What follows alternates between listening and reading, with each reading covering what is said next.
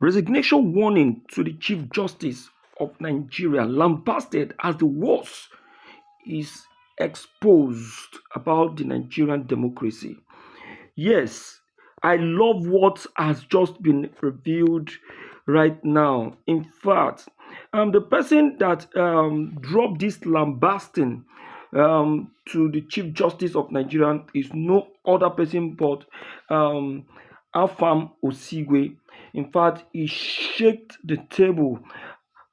He shook the table and turned it um, against the Chief Justice of Nigeria. In fact, the guy finished the whole thing, making it very clear that the democracy of Nigeria has been insulted and has been made to be nonsensical since our assumption as the Chief Justice of Nigeria. The rule of law, has not been given the respect that it truly deserves.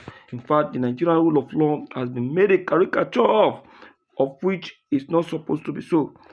As the Chief Justice of Nigeria, she's supposed to get uphold the rule of law and also make justice be served, most especially when it comes to the rule of law. My dear listeners, you need to listen to this very Judge Afam Osigwe. In fact, he did the right thing. I must tell you, pay attention as I drop this very video. Please, my dear listeners, let's move in. We affirm our dedication to upholding justice, ensuring the rule of law, and protecting the rights and freedoms of all Nigerians. The judiciary is, after all, the bedrock of our democracy, and it is through the work we do here that justice finds expression in the everyday lives of our citizens. Upon our assumption of office as Chief Justice of Nigeria, my Lord Honorable Justice Your Lordship made it clear that the court's urgent task was restoring public confidence in the judiciary. First, Your Lordship has consistently reminded judges of their sacred oath. Addressing newly appointed judges recently, Your Lordship ordered first, let your judgments be reasoned, impartial and courageous. The judiciary as the final arbiter of justice depends on the credibility of its officers. Each of you now bears a share of that institutional body and of that honor. We know the many structural reforms undertaken by the CJN upon assumption of office. I'll mention a few. The embrace of technology as a tool for transparency and efficiency. The merging of the rules of court. The merging of the court's records processing unit into a single unit. Ensuring better case management and better reducing cases of missing files. And the creation of central information unit to give lawyers and litigants real-time access to case information. Highly commendable is scrapping of the paper-based and cumbersome enrollment of new lawyers and replacing it with a digitized process. For details of new wills are now uploaded online with candidates completing enrollment digitally and receiving their enrollment numbers electronically. Consulting will always praise the new generation NJC transparency policy, which requires that all initial appointment memoranda will now be published at the initial stage as part of the comprehensive reforms in the judicial appointment process. Despite these efforts, more work needs to be done about changing the negative perception of the judiciary, which is best captured in the words of His Eminence, the Sultan of Sokoto Mohammed Saad Abubakar, in his speech at the opening ceremony of the Nigerian National General Conference in Enugu, when he warned that today justice is increasingly becoming a purchasable commodity, and the poor are becoming victims of this kind of justice, while the rich commit all manner of crime and walk straight scot-free, he said. The Sultan's speech once more reminds us that perception is greater than reality, and that with reality there is not much room to maneuver. With perception, we can exaggerate or modify according to the need. The Sultan's statement that the rich evade accountability while the integrity of the judicial system is being undermined by corruption and inequality once more reminds us that perception is very important. And as we always say, now public confidence in judiciary may have plummeted, but we can reverse many of the negative perceptions in this legal year. The computerization of the litigation process including electronic recording of court proceedings in all superior courts of record, is a measure that must be better in utmost urgency. Nigeria, particularly those from rural or marginalized communities, should be able to access the justice system at very little cost. The various rules of court must be amended to provide for e-filing, virtual hearing, and speedy dispensation of cases. My lords, it's now 26 years since we returned to democratic rule. In those times, our democracy has been tried in various ways. I recall the promptness with which this honorable court resolved the question whether the decision of Atiku Abubakar to run for vice president after winning the governorship election in Adamawa State entitled INEC to conduct fresh elections or in circumstance allow for the swearing in of his running mate, Boni Haruna as governor. This court was also ready to resolve the question whether a president could remove a sitting vice president merely because he had decamped from the president's political party. It interests us to know that the case, reported as AG Federation and Abubakar citation supplied, started in the Court of Appeal via the originating summons filed on January 4, 2007 on February 7, 2007. On February 7, the matter was heard and judgment delivered by the Court of Appeal. The Court of Appeal to the Supreme Court was determined on April 20, 2007. The judicial house was hailed for coming to the rescue. Indeed, Nigerians and the international community praised the judiciary as the bastion of the rule of law. It was widely celebrated as the last hope of the common man. Nigerians want to see this reflected in all issues confronting our democracy. This court successfully handled over 1,000 pre- and post-election cases within 60 days on filing of the notice of appeal. In a speech by the President of the Federal Republic of Nigeria, President Bola Ahmed Tinubu GCFR, declaring the end of the state of emergency in Rivers State, the President said that there were no less than 40 cases instituted before the various courts, including this court, challenging the declaration of emergency. It is really troubling that only one of the cases were decided before the expiration of the state of emergency. The one initiated before this court does not have a hearing date, even after the expiration of the 6 months period. The last time a state of emergency was declared in Plateau State, it took this court more than 2 years to decide the matter. The judgment is quoted as Plateau State and Attorney General Solution citation supplied. At the time of the judgment, the people of Plateau State had forgotten that a state of emergency was ever declared. This is in spite of the fact that by the court's record, the case was filed on 24 June 2004, about 36 days after the declaration of the state of emergency in the state, and justice judgment was only rendered on January 2006. What is more disturbing is that the Supreme Court missed the opportunity of spelling out when the President can declare a state of emergency and the extent to which the declaration will affect democratic governance in the affected states.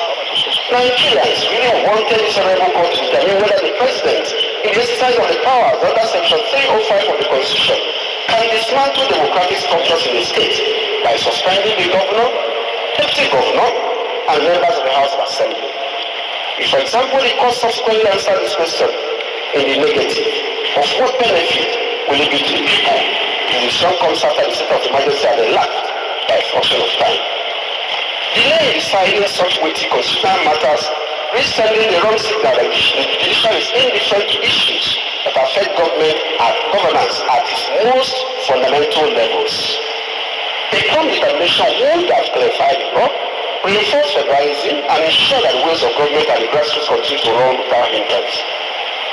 My humble note, my lords, that all the cases of Adegbero and AG Federation and Williams and Magic Oduni, number 2, citation supplied, which border on the exercise of powers under the State of Emergency Act of 1962, were decided during the period of the declaration of the state of emergency. As saying goes, justice delayed is justice denied. Clause 40 of the Magna Carta of 1215 states this principle authority. To no one will we sell, to no one will we deny or delay justice, or delay the right of justice. Where there is delay in legal process, it harms the victims and undermines accountability, thereby effectively denying justice. The NBA urges this honorable court with greatest respect to make a mark in history, to ensure by ensuring that matters of urgent national importance are not left in limbo. Swift and decisive justice reinforces the court's role as a stabilizing anchor of our democracy. My equally use this opportunity to call on this Honorable Court to fix a special session for the hearing of appeals to the court against members of the Legal Practitioners Disciplinary Committee, as issues of discipline appears not to be receiving the priority attention it deserves, as well as clear the confusion as to whether appeals can lie directly for this court from the source of the LPDC. This call has become pertinent in the light of recent decisions by this court declining jurisdiction and referring parties to a non-existent appeals committee of the body of benchers. We thought this matter had been laid to rest by the decision of this honorable court in Obi Ajulonwa MBA, cited in 2019, citation supplied, where this court held by Kuman by Akas JC retired that any direction given by the disciplinary committee against a legal practitioner invariably is challenged by the Supreme Court, and this is the rationale for excluding the Chief Justice of Nigeria and Justice of the Supreme Court from being members of the disciplinary committee. And the court went on in that case to acknowledge that Mohammed Adoki, as Attorney General of the Federation, had gazetted and incorporated the provisions of the Legal Practitioners Amendment Decree of 1994, which abolished the Appeals Committee of the Body of Benchers and gave direct right of appeal to the Supreme Court. Or not, a look at the recent shortlist of candidates for appointment to the Federal High Court bench shows that majority, and by estimation about 80% of the names are either staff of various judiciaries, most likely registrars, legal advisors, or officials from government agencies. There is a dearth of private legal practitioners in this list, as well as many lists that come up for consideration in recent times. This seems to be a pattern which is not limited to the Federal High Court. There seems to be a pattern. It appears to be a new trend that private legal practitioners are now deemed less worthy of appointment to the bench. While we do not suggest that judiciary staff, prosecutors, and civil servants are not eligible for appointment, we deprecate a system that seems to give them predominance over private legal practitioners. The majority of appointees should be the practitioners who practice daily before the court, to which appointment is being considered, and therefore would appear to have more requisite experience. This concern has necessitated our call for a repeat of the NBA's call for the amendment of Rule 34 of the guidelines and procedural rules for the appointment of judicial officers of all superior courts of record in Nigeria, which empowers the Chief Judge as the Chairman of the Judicial Service Commission or Committee concerned to make a provisional shortlist on the merits consisting of not less than twice the number of judicial officers to be appointed at a particular time. This rule gives a lot of power to the Chief Judge as Chairman of the JSA and would appear to be used in a manner that may not always be merit driven. We have the view that processes that leads to the shortlist of candidates needs to be further reformed and made more transparent. The Chief Judge should not be solely responsible for preparing the shortlist. The general perception is that the appointment of the judicial officer is influenced by politics. The mode of appointment should be such that more parties, especially independent parties, should be involved. The mode of appointment of judicial officers is therefore general principle. In the communique issued at the end of the General Conference of Port Harcourt in 2011, the NBA observed there are a lot of legal practitioners in Nigeria who are not only honorable, patriotic, transparent, hardworking, and incorruptible, but also fit and proper for appointment to the bench and elevation to the level, but are bypassed on account of mundane considerations, especially the fact that they should allow those who have labored and suffered on the bench to benefit from such appointments, quote and unquote. After all, it is said that these private legal practitioners have been enjoying themselves. We opine that if it is indeed, it is based on connection as we believe it is, it can only lead to involvement or no interference by non-judicial or legal actors in the process. The involvement of politicians in the appointment will no doubt ultimately lead to interference by these individuals in the judicial process. Such interference will wrongly justified as a payment of favor. Persons selected for judicial office shall be individuals of integrity and ability with appropriate training or qualifications in law. Any method of judicial selection should safeguard against judicial appointments for improper motives. As we have pointed out repeatedly, the poor quality of appointments in the judiciary will be the bane of that judiciary. We therefore propose as follows. Those who apply for appointments as judicial officers to the High Court, Federal High Court, NIC. You don't try. You don't talk well, my brother. You really talk well. You see, this is exactly what we are saying. When we have blunt individuals, legal practitioners, people wey get mouth to talk, and they go talk am the way things suppose be. If you have paid attention to what this legal practitioner is saying, you see that he was referring to those criminal legal practitioners who use their position to make a mess of the rule of law. You see, this Bola Ahmed Tinubu administration really made a mess of the rule of law. He really made a mess of the rule of law, and he made a caricature of it, even at that. Oh, my people, I beg make una begin to share this video. Everybody must lay hand on this matter, because now the Chief Justice Kekereekun will now know her stand and her position. I beg, make we share this matter, make it reach everybody. Everybody, yes, so, na so. Tori don tire.